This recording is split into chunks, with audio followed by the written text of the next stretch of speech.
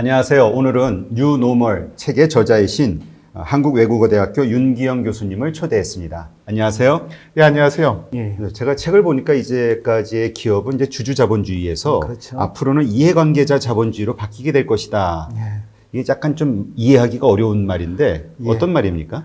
이해관계자 자본주의는 뭐 그 전부터 있었던 것인데 이번 WF의 이제 그 2006 다보스 포럼에서 이해관계자가 메인 테마였어요. 그러니까 이해관계자 자본주의라고 하는 건 예전엔 주주자본주의, 즉 주주 중심주의였다라고 하면 이해관계자 자본주의는 종업원, 그다음 협력사, 그다음 공동체, 그다음 이런 것들이 중심이 될 수 있는 그런 자본주의로 전환을 해야 된다라는 그런 의미가 상당히 강합니다.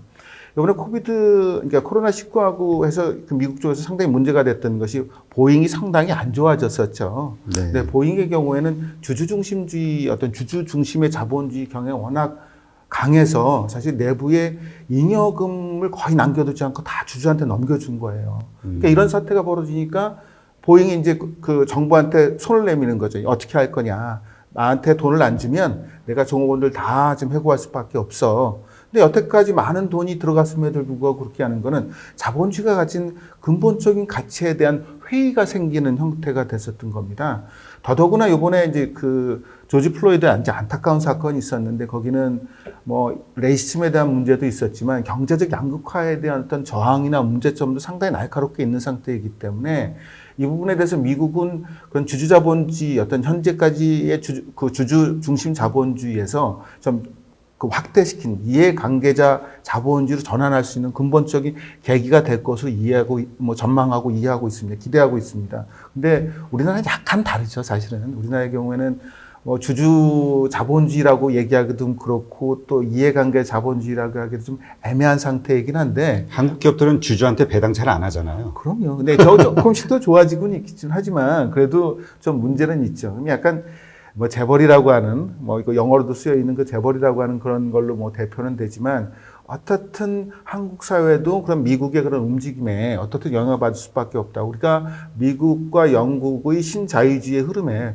그때 동참했듯이 영향은 받을 것이고 그것이 어떤 사회가 좀 더 건강해 갈 수 있는 비결 중에 하나라고 보여집니다. 그래서 코로나19가 이게 여러 가지 이후에도 뭐 양극화의 위험도 있고 그런 위험도 있는데 이런 부분을 통해서 극복할 것을 기대하고 있는 상태입니다. 네. 주주 자본주의라고 하면 쉽게 얘기해서 그냥 주주한테 배당을 좀 많이 그렇죠. 줄게 이건데 그럼 이해관계자 자본주의라고 하는 거는 좀 더 쉽게 명확하게 어떻게 저희가 이해를 하는 게 좋을까요? 뭘 할 때 이게 성립이 되는 건가요? 그러니까 이 이익을 그 주주한테만 돌려주는 게 아니라 그 기업의 종업원에 대한 어떤 인적 투자, 그 커뮤니티에 대한 투자 이런 것으로 좀 해서 그 자체의 이해관계를 확대를 해서 좀 더 많은 사람들이 수혜가 갈 수 있도록 이 자본이 가진 어떤 경제적 양극화를 완화하고 전체에 퍼뜨릴 수 있는 그래서 그 사회 자체가 튼튼해지고 또 자본주의의 경쟁력을 더 높일 수 있는 방향이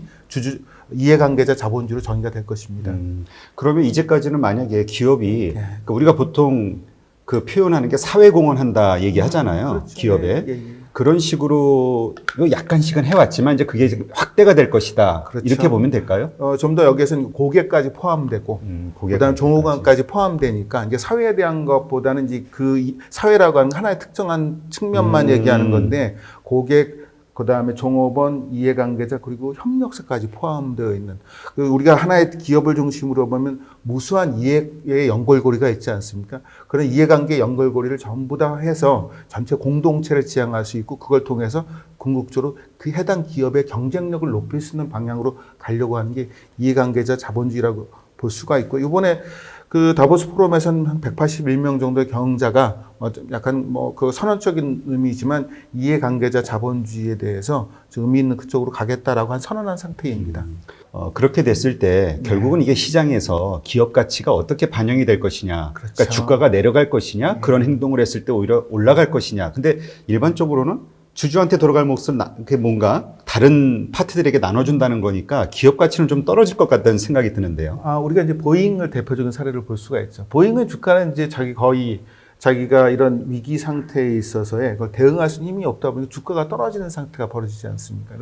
우리가 21세기 들어오면서 다양한 리스크가 상시화됐을 때 기업의 영속성이라고 하는 부분, 또 우리가 기업이 단순히 주가를 올리는 부분에 생각한다라고 하면 우리가 일론 머스크의 스페이스 X나 혹은 이런 것들을 보면 미래 성장 가능성에 대해서 상당히 우리가 평가들을 많이 하지 않습니까? 네. 그런 측면에서 이해관계자 자본주의라고 하는 거는 그런 측면에서 특히 종업원의 역량들 높여서 내부의 혁신과 이런 것 상시화하시는 그런 측면에서는 우리가 충분히 경쟁력을 가질 수 있을 것이다. 그리고 이 기업이 홀로 살아남는 것은 아니기 때문에 그런 그 전체 그 사회 내에서의 가치 이런 측면도 우리가 아울러서 볼 수 있는 부분이 있기 때문에 제가 봤을 때는 과거의 주주자본주의 시각틀로만 미래의 기업을 볼 수는 없겠다라는 생각이 듭니다. 그러면 이제까지처럼 뭔가 주주에게 네. 높은 배당을 줬을 때 그 기업이 주가가 올라가던 예, 이런 것만이 아니라 이제 앞으로는 그 주주만이 아니라 그 관계자들, 그렇죠. 예, 회사와 연관되어 있는 예. 모든 사람들에게 뭔가 이익을 되돌려줬을 때 기업 가치가 떨어지기보다는 오히려 평가를 그렇죠. 많이 받을 수 있다. 그렇죠. 이렇게 이해를 해야 예. 될까요? 더더군다나 저는 이제 그렇게 보고 있고요. 이번에 이제 우리 다보스 포럼 그런 주제를 설정할 때 우리가 코로나19가 고민되던 상황이 아니었지 않습니까? 네. 그럼에도 불구하고 지금 이 코로나19가 이야기가 되니까 이런 주주자본주의에 대한 니즈와 목소리들이 더 실증돼서 나타나는 것이기 때문에 저는 그게 큰 흐름의 하나로 보여진다라고 생각이 듭니다. 그리고 이제 좀 약간 다른 논의이긴 한데 이번 플로이드 이제 그 사건 관련해서 미국의 자본의 흐름을 보여준 적이 있어요. 그래서 이쪽에서 그 압축 성장을 했었을 때, 그다음에 1980년대 이렇게 했을 때, 이 양극화 정도와 뭐 이런 것들을 보면 전 세계 이 인류사의 어떤 그런 그 양극화의 흐름이 일종의 펜들럼처럼 왔다 갔다, 사이클릭하고 왔다 갔다 하는데, 누가 분석을 한 게 2020년 정도가 되면 약간 이 레볼루션이 나올 정도로 양극화가 심해질 거다. 과거의 통계로 보면. 이게 미리 얘기했던 건 2020년에 탁 떨어진 것이죠. 그래서 저는 이 이해관계자 자본주의의 흐름이 우리가 여태까지 인류 역사에서 없던 게 아닌 하나의 펜들럼처럼 있었던 것인데 2020년도에 다시 한번 강조될 수 있는 맥락적 상황에 처해 있다라고 봐야 되지 않나 싶습니다. 그러니까 사실 우리가 지금 사회가 부의 양극화 문제로 예. 이 불만들이 많잖아요. 저소득층부터 그럼요. 시작해서 혜택을 못 받는, 뭐 자본과 좀 떨어져 있는. 그래서 이제 지금 사실 미국에서 그런 것들이 지금 불만이 폭발하는 상황인 것 같고요. 그래서 앞으로는 이런 것까지도 뭔가 그러니까 이게 골고루 좀 나누는 기업 차원에서 예. 이제 이런 것이 오히려 인정을 받는 사회가 올 수도 있겠다 이런 말씀이시군요. 이제 뭐 그 여러 가지 힘들이 있지 않습니까? 네. 우리가 이제 그쪽으로 가지 않으면 인류 여태까지 역사적 경험에 의하면 상당히 안 좋은 결과가 나왔어요, 항상. 이제 그런 반대 방향으로 우리가 힘을 좀 더 강하게 주기를 원하고 그렇지 않으면 강제적으로 그렇게 조정될 수밖에 없다. 인류 역사 경험으로 보자면. 이제 그런 측면에서 우리가 이제 그 이해관계자 자본주의를 지키기 위해서는 오히려 이해관계자 자본주의로 가는 것이 오히려 타당하다. 그리고 우리가 거기다 힘을 줘야 된다라고 하는 메시지 드리고 싶습니다. 네. 그러면 이번엔 그 기업이 아닌 이 부동산 시장에 대해서 한번 살펴보겠습니다. 이 부동산 시장에서도 이제 격변이 일어날 것이다. 지금 기업에서도 이제 사실 이게 격변이잖아요. 그럼요. 근데 부동산 시장도 격변이 일어날 것이다라고 말씀하셨는데 어떠한 것들인가요? 지금 이 우리나라가 가진 그 개인의 자산들이 부동산에 많이 묶여 있어서 그걸 얘기가 상당히 어렵습니다. 근데 우리 이제 몇 가지 포인트를 좀 그 과거 우리가 이제 미래학을 얘기를 하려면 과거에 어떤 패턴들을 했는지 이렇게 보고 이제 미래를 좀 봐야 될 텐데요. 이 2009년까지는 경제 성장과 부동산 가격 간에 아주 매우 강한 상관관계에 있었어요. 그러니까 매우 강한 상관관계라고 하는 거는 경제 성장이 올라가면 같이 뭐 부동산이 가격이 올라가든 내려가든 어떤 같이 움직이는 정도가 상당히 높이 상관관계가 있었다는 얘기죠. 근데 재밌는 건 2009년도 이후로 그냥 강한 상관관계인데 양의 상관관계가 아니라 음의 상관관계예요. 경제 성장이 올라가면 부동산 가격이 떨어지고 경제 성장이 떨어지면 부동산 가격이 올라가는 그런 형태를 보여줍니다. 근데 이런 일은 있을 수가 없지 않습니까? 이야기는 뭐냐면 뭐 이자율이라든가 혹은 화폐 양적 완화라든가 혹은 뭐 부동산 정책에 의해서 인위적으로 부동산을 올리거나 그랬었다라는 얘기인 것이죠. 그럼 앞으로 어떻게 될 것이냐? 특히 이제 우리 코로나19와 관련돼서 좀 얘기를 하려면 몇 가지 그 양쪽 다 공통된 건 급격한 경제 성장 하락은 어떻든 이 부동산 가격의 하락을 가져옵니다. 지금 미국은 약간 다른 움직임을 보여주는데 그건 약간 타임 갭이라고 보여지고요.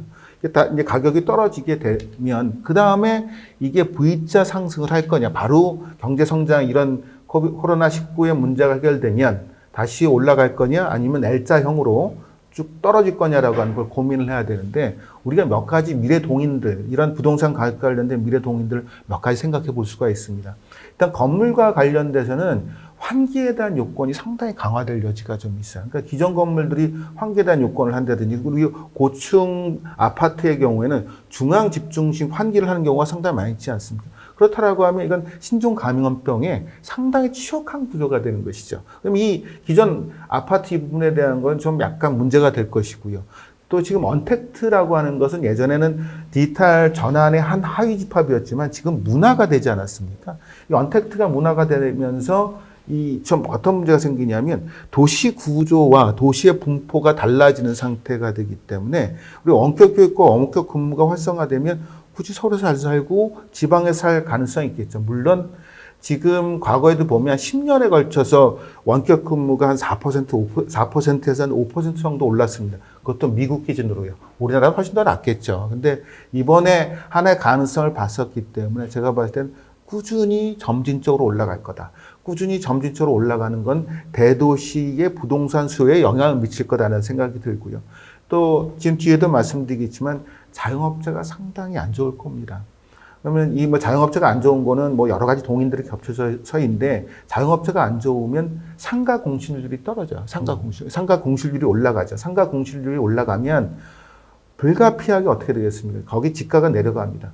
또 원격 근무가 일상화되고 어느 정도 활성화되면 이 기업 입장에서 보면 부동산 가격이 하락하는 걸 예측을 하고 미리미리 자기 부동산들을 현금화 시키려고 할 겁니다. 그리고 공실률이 그 자기 부동산을 팔게 되면 그 주변에 다시 인근에 있는 상가의 가격이 떨어지게 된 상태가 되겠죠.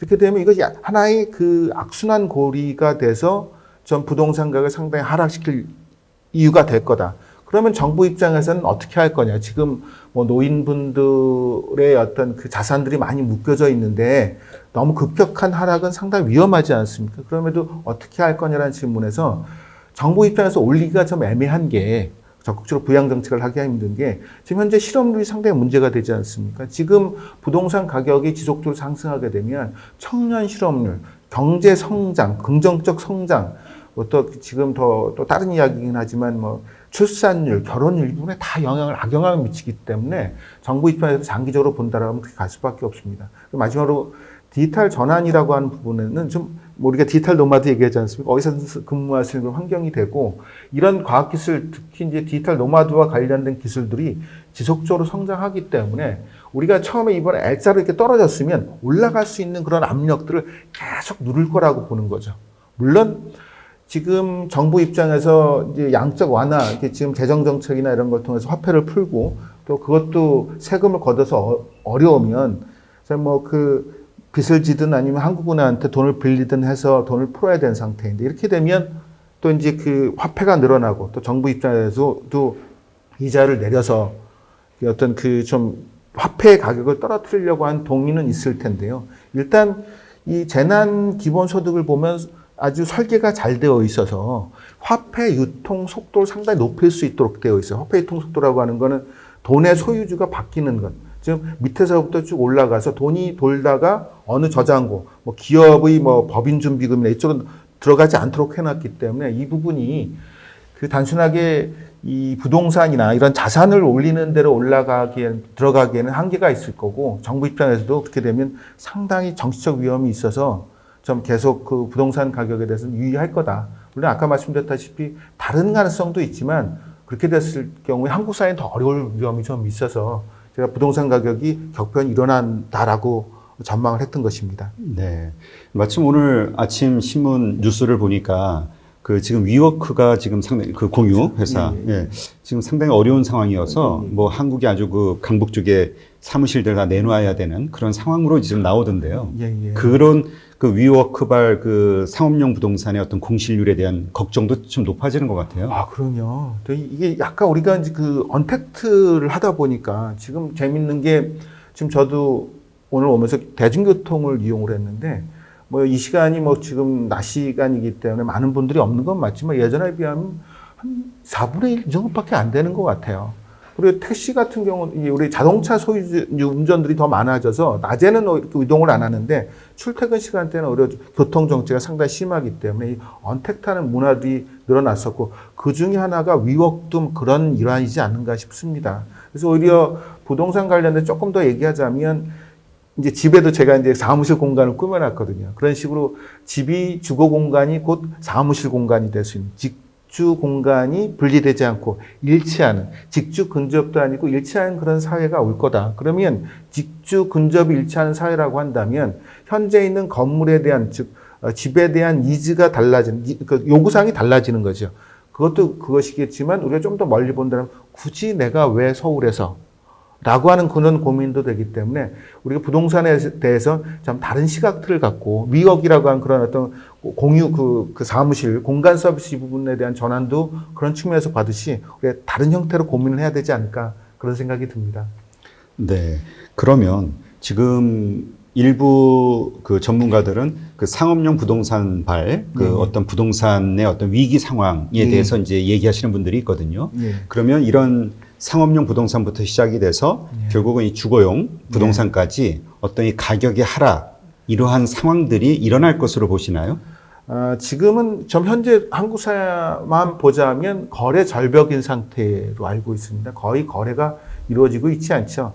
수요자 입장에서 본다라고 하면 이미 우리 과거에 IMF 때나 혹은 2007년 8년도 글로벌 금융위기 때 상당히 부동산 가격이 하락했다는 걸 목격을 했었지 않습니까? 그럼 뭐 소비자 입장에서는 지금 당장 급하지 않기 때문에 그걸 기다릴 수밖에 없는 상황이고요.